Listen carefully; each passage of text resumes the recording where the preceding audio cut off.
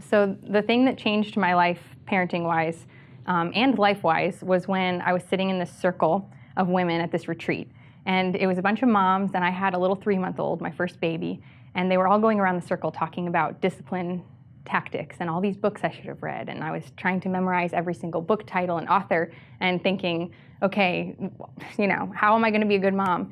And then it got to this woman I never met named Elizabeth, and she opened her mouth for 2 minutes, and it just kind of changed my whole idea of the gospel, because she just described what her home was like and how she had a bunch of kids and a husband, and she said, my husband and I will argue sometimes, and we don't try to hide our sin from our kids because we don't want perfect kids. We want kids who see the gospel in our home. So we want them to see conflict and apologies and repentance.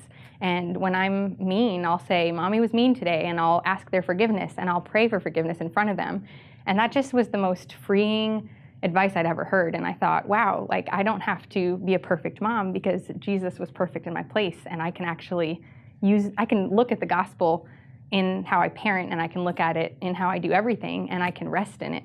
So, for moms or parents who are, raising kids and trying to do it in a gospel-centered way, I would just say rest in what Jesus has already done.